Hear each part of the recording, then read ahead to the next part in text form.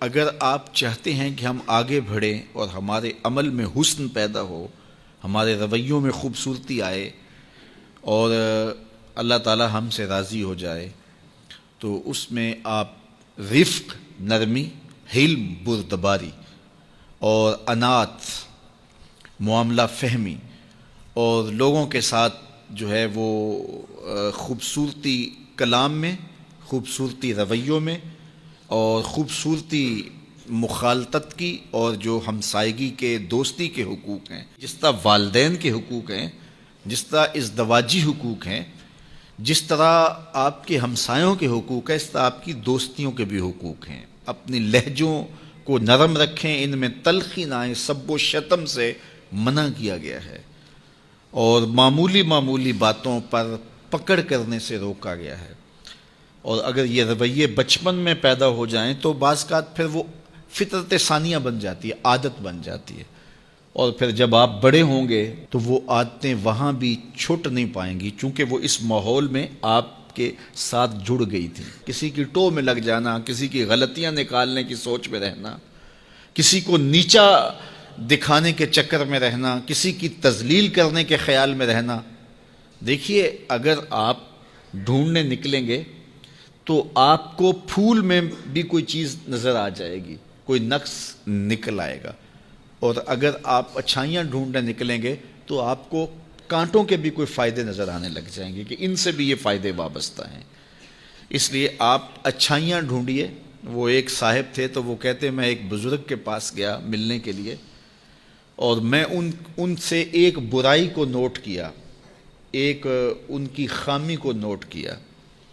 پھر میں دوسرے بزرگ کے پاس گیا تو ایک خامی میں نے ان کی نوٹ کی۔ اس طرح 99 بزرگوں کے پاس گیا، اور جب 100ویں بزرگ کے پاس گیا اور میں نے کہا حضرت میں 99 بزرگوں کے پاس گیا ہوں اور میری نیت یہ تھی کہ میں ان سے بیعت ہوں،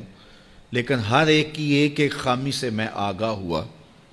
اور اب آپ کے پاس آیا ہوں اور کچھ دن گزارنا چاہتا ہوں، اور میں آپ کو پہلے بتا دیتا ہوں کہ میری نظر بڑی باریک ہے، میں بہت تیز ہوں، تو میں آپ کے ساتھ کچھ وقت گزارنا چاہتا ہوں، آپ بھی محتاط رہیے۔ تو وہ بزرگ فرمانے لگے کہ ان سے تو ایک ایک خامی ملی ہے، میرے سے تو بہت زیادہ مل جائیں گی، میں تو سراپا عیب ہوں، لیکن میں تمہیں صرف ایک بات کہتا ہوں کہ تو ان 99 آدمیوں کے پاس گیا، سال لگا، 2 سال لگے، ایک ایک خامی تو نے جمع کی، اب تیرے پاس 99 خامیوں کا ذخیرہ ہے، کاش کہ تو ایک ایک خوبی جمع کرتا رہتا، تیرے پاس 100 خوبیوں کا ذخیرہ موجود ہوتا۔ اس لیے اگر آپ ڈھونڈنے نکلیں گے تو آپ کو کانٹوں سے بھی خوبصورتی مل جائے گی۔ تو یہ اپنے انداز نظر کو، اپنا کشکول ٹھیک رکھے تو پھر اس میں خیر پڑے گی۔ خذ ما صفا و دا ما قدر، ہمیں ایک ضابطہ دیا گیا ہے، آپ جہاں بھی جائے اچھی چیز لے لیں اور جو بری ہے وہ وہیں پھینک دیں، بات ختم۔ ہم اچھی پھینک آتے ہیں اور بری جو ہے وہ سینے سے لگا لیتے ہیں، اور ساری زندگی اسی دلدل میں پھنسے رہتے ہیں۔ جو بندہ اخلاق کے اعتبار سے خود اچھا نہیں ہے تو وہ زیرو ہے، کچھ بھی نہیں ہے، کیونکہ یہ ایک لازمی چیز ہے کہ ہم جس منصب پہ بھی ہوں گے ساتھ حسن خلق جڑا ہوا ہوگا۔ دودھ اندر جے کھانڈ لائیے، مزہ ہو جاوے دونا،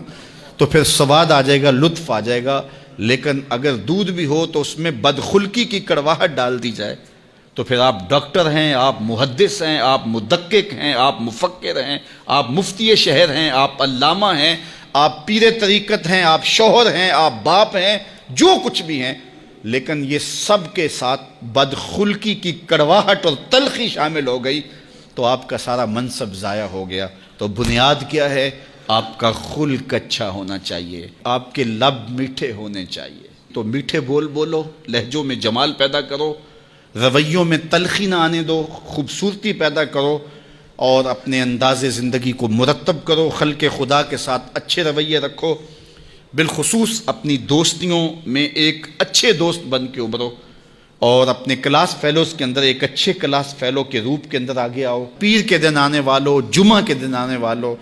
تم بھی جب یہاں سے جاؤ تو تمہارا انداز جو ہے وہ مٹھاس سے بھرا ہوا ہو، تمہارے لفظوں سے کھانڈ نکل رہی ہو، شکر ٹپک رہی ہو تمہارے حرفوں سے، اور مٹھاس تمہارے لہجوں میں گھلی ہوئی ہو، اور تم بات کرو تو پیار پھیلتا چلا جائے اور محبت پھیلتی چلی جائے۔ ہاں، جہاں کہیں سخت بات کرنی ہوتی ہے وہ بھی ایک موقع ہوتا ہے، لیکن عمومی رویوں کی میں بات کر رہا ہوں۔ تو اللہ تعالیٰ جل شانہ ہم سب کو توفیق عطا فرمائے، اور جو کہا جا رہا ہے اس کو سمجھنے کی، روحوں میں اتارنے کی، عمل کا حصہ بنانے کی توفیق عطا فرمائے۔